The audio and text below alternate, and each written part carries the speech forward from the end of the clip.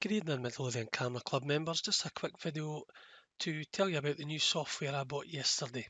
It's called Raya Pro and it's an automatic blending software that you can plug into Photoshop. So great if you've got a terrible situation like we have in front of us, where we've got this lovely scene with the boats in front of us and the reeds and the sunset with the sun just setting there behind those trees on the right. Even on the newer cameras, that's too much dynamic range to record, so you really need two exposures to get everything you need. So in this case, at the time of shooting, I shot a shot for the reeds and I shot a shot for the sky with the intention of blending them later. I could have used a neutral density filter to slice the image in half like this, but there would have been compromises because these bushes would have been darkened with the sky too, so it wouldn't have been an ideal situation. So I took this with the intention of trying something like this later on. I did have some free software, but I decided to pay the 20 odd quid and buy this because I think it'll be really useful. So let's see how it works. So you've got two images, a darker one and a lighter one. It's fairly automatic this, so it should be pretty simple to follow. So Raya Pro is the name of the software. I've stored it up here on my desktop for Photoshop. And what I'm looking for here is I've got two images.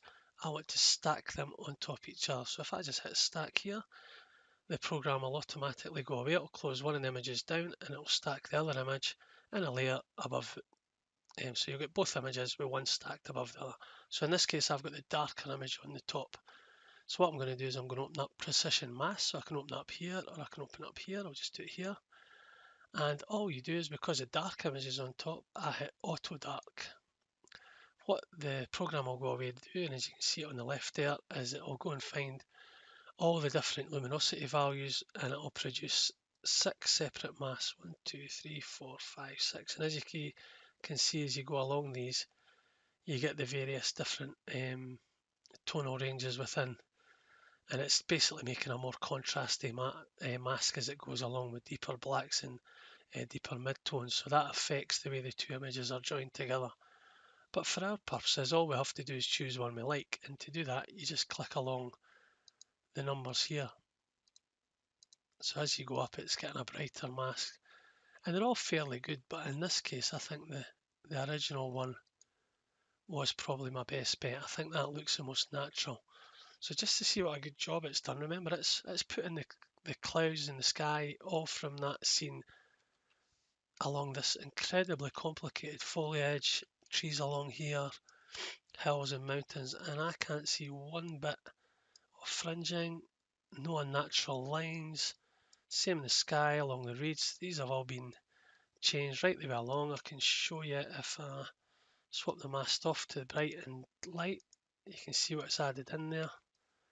But it's added it in such a way that it's incredibly difficult to tell where the joins are. And I think for £25, if you've not got any neutral density filters, this will do the job far better than they ever will. It's a great bit of software. So I mean, once you've done that and you're happy with it, all you've got to do is hit select up here.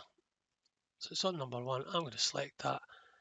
Those masks are now delivered down into the mask there, and that's my final image, and I can do as I will with that. I can edit on further, or I might be happy with as it stands. Great bit of software, relatively cheap too, so hopefully that'll be coming on a computer down at the camera club very shortly, because I get the opportunity to use more than one license. Thanks.